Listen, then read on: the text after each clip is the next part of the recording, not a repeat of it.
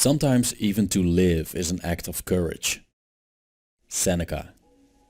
Is kicking your enemy into a large well after screaming "This is Sparta" the Hellenistic embodiment of courage? Well, it could be, looking at the Greek mythological heroes like Achilles and Hector and their bravery on the battlefield. But the definition of courage doesn't stop there, as far as the Stoics are concerned. As a matter of fact, there are many different philosophical ideas about what courage really is. This video is a short essay about how different philosophies define the virtue of courage.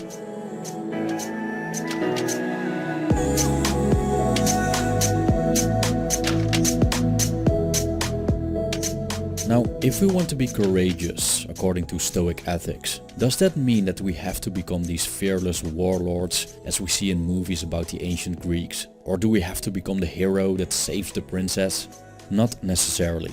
Courage is a Stoic virtue. This means that courage is part of what the Stoics call eudaimonia, which means flourishing, and is regarded as the end goal. It's important to notice that according to the Stoics, eudaimonia equals life in accordance with nature, which is regarded as an optimal way for human beings to live. When we look at the Stoic definition of courage, we discover that it's subdivided into endurance, confidence, high-mindedness, cheerfulness, and industriousness.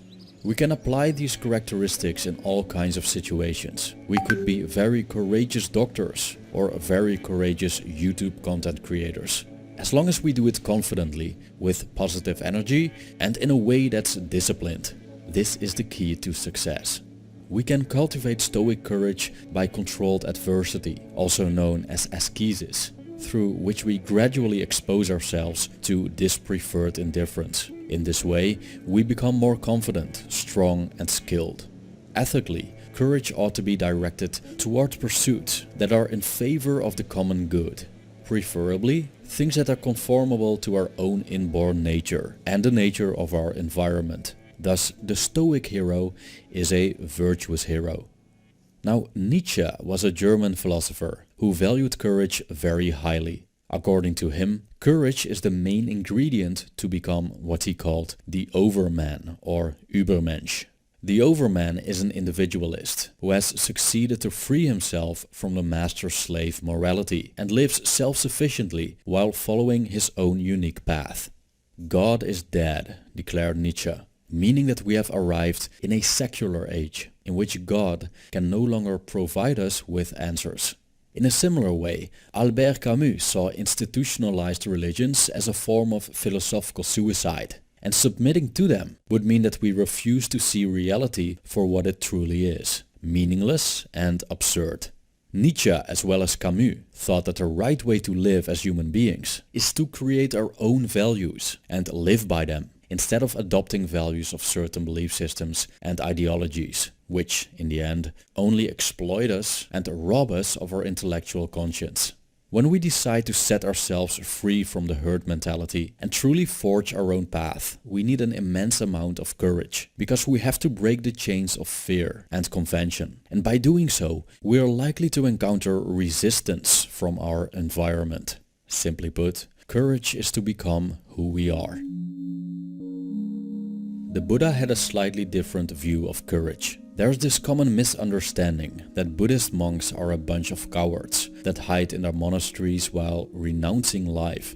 The renunciation of life is partly true in Buddhism, as it is the renunciation of certain parts of life, also known as samsara. Samsara is the wheel of suffering and involves all cravings and desires and pleasures that lead to suffering.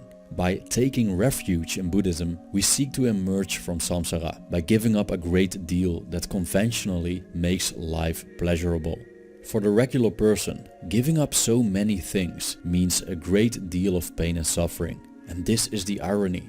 One has to go through the pain of giving up short-term pleasure and devoting oneself to a life of practice and discipline to become free of pain. Thus, embarking on the path of enlightenment is a very brave thing to do. Part of the path of enlightenment is overcoming our fears, because a truly enlightened being has no fear. And in order to overcome fear, we have to face it. This is especially true for the fear of death. When the Buddha experienced the harsh reality of life, he chose not to be sheltered from it, but to acknowledge suffering and accept it. Thus, in Buddhism, courage means that we dare to see reality for what it is and transform our fear and suffering into a path to awakening. Philosopher Alan Watts, who was a scholar of Zen, spoke about a metaphysical courage, which is basically the awareness that all manifestations of existence are a show. So we approach life how we approach a movie. This means that on the one hand, we get tangled up in life and experience fear because everything that happens appears real to us. But on the other hand, we can see the illusion for what it is. Then life is no more frightening than playing a video game. According to Watts, this is what the samurai were after when they were studying Zen. They wanted this metaphysical courage so nothing would scare them. This is easier said than done, and when we put this idea into practice, we discover that our bodies still react to the things we perceive as scary. We still feel fear. Now, the key to dealing with this fear is not fearing fear and seeing these sensations as a part of the illusion. The opposite is the act of worrying, which is a vicious cycle that is absolutely useless. The cause of worrying is the illusion that we believe that by thinking we can control the future, which isn't the case. Thus, in this context, courage is the ability to simply letting the show play out as it plays out.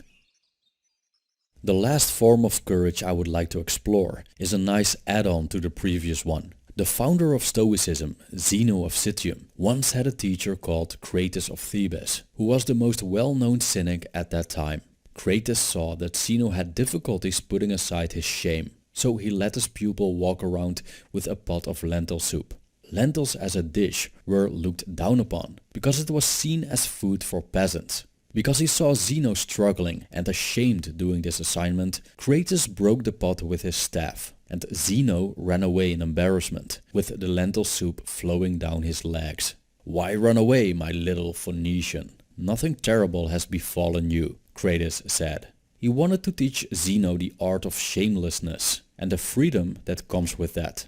This freedom is very well portrayed by Crates' teacher, Diogenes of Sinope, who lived in a barrel. Alexander the Great was very interested in Diogenes and traveled a long way to meet him. He asked Diogenes what he could do for him, because with his wealth and power he could get him anything that the empire had to offer. Diogenes looked at him and answered, "Can you please step aside, because you're blocking my sun." Diogenes' lifestyle granted him the possibility to be independent. He didn't need the approval of other people nor the help of the most powerful man on earth. But it took him great courage to live such a radical life. According to the cynics, real courage means that we simply don't give a damn about external things, including what people think and say about us, and don't let them stop us from living how we want to live. A courageous cynic is shameless. All in all, the human experience is full of fear, which can block us from living even the most ordinary of lives.